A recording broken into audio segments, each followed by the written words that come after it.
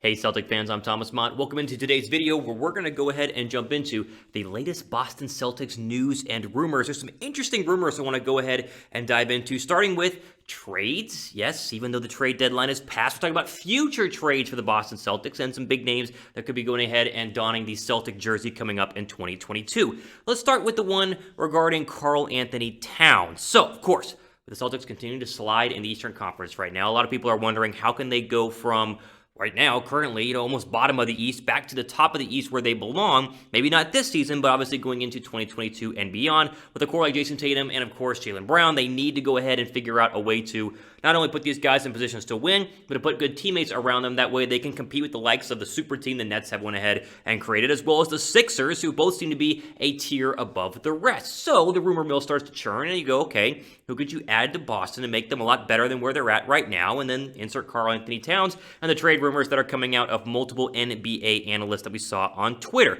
Let's start with the tweet that kind of broke the whole news about possibly getting moved in terms of Karl Anthony-Towns in Minnesota. Here is Evan Massey, who's an NBA analyst. We'll throw his tweet up on the screen right now, where he says, quote, "The Minnesota Timberwolves could be headed towards major changes in the offseason. In fact, one source tells @HoopsAnalystNet that both Karl Anthony-Towns and D'Angelo Russell will be on the trade block." Again, remember, the trade deadline officially over for this season, so the Celtics are stuck with what they currently have, essentially. This is more for the 2022 NBA season. Now, that to me sounds like obviously a big-name player the Celtics should go ahead and be interested in, and I think Hardwood Houdini, the fan-sided Celtics website, has a really good article up right now talking about what kind of changes in the addition that a guy like Karl Anthony-Towns could go ahead and bring and show with the Boston Celtics if he were traded there. That quote says this, quote, "It can be hard to build a contending team around a non-defensive big as your anchor in the paint. However, as we see with Brooklyn this year, maybe that notion has changed.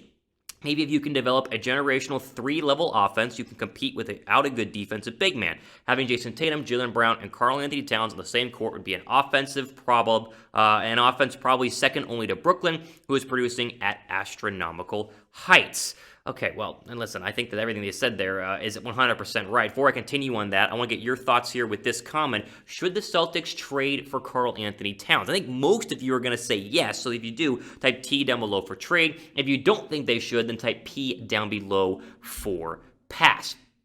Here's the deal. Listen, the Celtics are looking up right now in the Eastern Conference at the top two teams in the NBA, at least top two teams in the Eastern Conference, Philadelphia and the Brooklyn Nets. Now, whether you believe that the Brooklyn Nets can be matched or not with the current absolute beast of a roster that they have is one story. But if you look at the Philadelphia 76ers, you kind of start to think, what if we were able to match Joel Embiid with Karl Anthony-Towns? Again, not from a defensive perspective, as Fanside had said in their article we read for you guys above, but just from an offensive perspective, having a big that can go pound for pound, blow for blow with a guy like Joel Embiid. And again, there are bigs obviously with the Nets as well, including their newest additions in terms of Blake Griffin and then DeAndre Jordan. I mean, they are absolutely loaded right now. But I think the mindset for the Boston Celtics has to be, how can we go from being a very good Eastern Conference team, despite the struggles this year, to becoming a great Eastern Conference team that is at least considered one of the best alongside the Nets and, of course, the team like the Philadelphia 76ers. As you look at the Eastern Conference standings, I mean, this becomes even more evident right now because currently the Nets and Sixers, and I guess you throw the Bucks in there as well, are all a tier above the rest, which is pretty average. I mean, behind teams like the Nets, 76ers, and Bucks, you have the Hornets, who, I mean, will be eliminated early in the Eastern Conference playoffs. They might get past round one, probably not. The Heat, maybe they're a little bit more of a threat with a guy like Jimmy Butler. You have the Knicks, you have the Hawks, and then there's the Celtics along with the Pacers and Bulls. None of those teams are quote-unquote super teams, and none of those teams have any sort of firepower that, in my opinion, can compete with Boston. Boston's struggles this year are a completely different story, but as you look towards 2022, you start to kind of think Boston has enough ammo on them right now that a trade with Karl Anthony-Towns would only make them a lot better and get them from a mid-level team as they are in the Eastern Conference right now up into the upper echelon. That way they could at least be competitive in a 7-game series against the teams like the Boston Celtics, or at least like the Philadelphia 76ers and the Brooklyn Nets. Does Cat fix everything? I mean, he would at least provide a lot of offensive firepower. He's been a baller this year as he has throughout his entire career. He's still very, very young. The price is yet to be officially unveiled in terms of what Minnesota would want back, but I think Boston would have enough to go ahead and at least make a run at it. And that pairing that we mentioned earlier of Tatum, Brown, and then Karl Anthony-Towns would be it'd be scary and really good in the Eastern Conference, and I am all for it. What do you guys think? Do the Celtics need more pieces to compete in the Eastern Conference, or are they just having a bad year? If you think they need more pieces, type Y down below for yes. If you think it's just having a bad year right now, then type N down below for no. But I want to get your guys' thoughts down below. All right, Celtic fans, we are building this brand new Boston Celtics Today YouTube channel via Chat Sports, and we are so close to 5,000 subscribers. Might already be there by the time you're watching this video. If you've not subscribed and you're a Boston Celtics fan, then go down below and hit the big red subscribe button, as we are producing a ton of new Boston Celtic videos for you guys. The more subscribers we get, the more videos that we can go ahead and produce, which gives you great free YouTube coverage here of your beloved Boston Celtics. So go down below and subscribe, because again, we are at 4,750 subs as of filming this video. We're trying to get even more, so go ahead and subscribe. All right, Celtic fans, let's go and jump into some more NBA news and rumors regarding the Boston Celtics, and this has to do with the Kemba Walker trade situation. And of course, he wasn't traded during the previous NBA trade deadline a couple of weeks ago, but now this hasn't stopped anonymous former executives starting to kind of churn the rumor mill for 2022 about a possible exit for Kemba Walker out of Boston, as of course the Celtics not only are struggling this season, but it does kind of seem as if they've been shopping Kemba for the past couple of seasons. And with the down year right now with shooting and the Celtics struggling in general, it looks like Brad Stevens and company need to at least revamp the lineup. That way you squeeze the most out of a guy like Jason Tatum, who is a bona fide superstar, and of course his counterpart, his partner in crime, Jaylen Brown.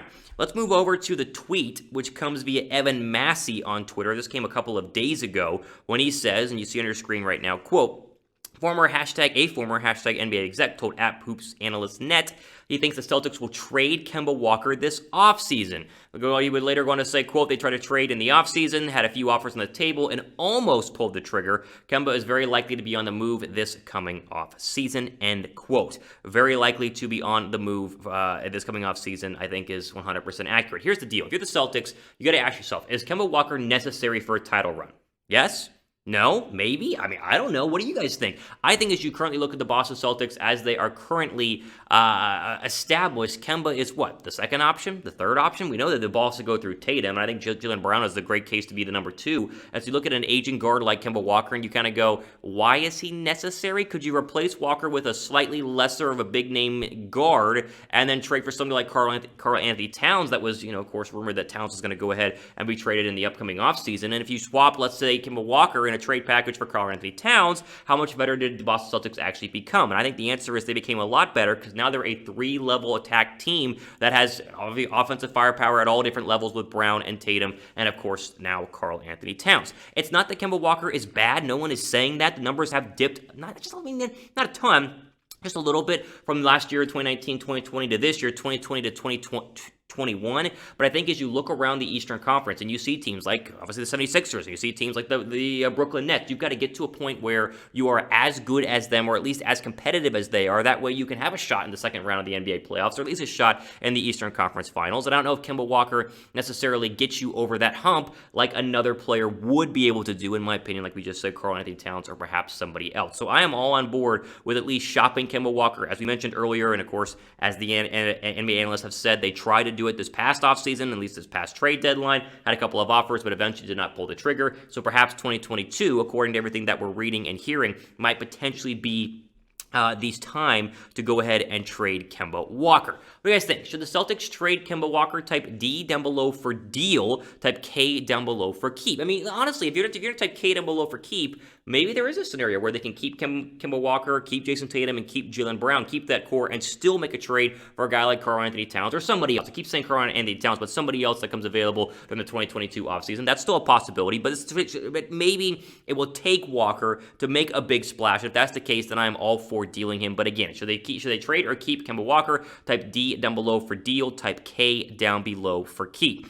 All we know is this. Celtics are currently stuck with the current team that they basically have going into the rest of the second half of the NBA season. They will be a playoff team. The question is, I think maybe the 8th seed, the 7th seed, somewhere else, who really knows? However, once this season ends, which probably will result in a loss at some point, the Sixers or Boston Celtics or Milwaukee Bucks in the first or second round of the playoffs, they must now look forward to the 2022 offseason where they can rebuild, revamp, and get Boston back up to that top-tier team that can compete with the other super teams that are currently, at least have been, structured like the Nets and the Sixers over the past couple of months and really this past year in the NBA. That's what we have for today here on this Boston Celtics video. Appreciate you guys watching. You guys stay safe out there. I'm Thomas Mott. Enjoy the rest of your day.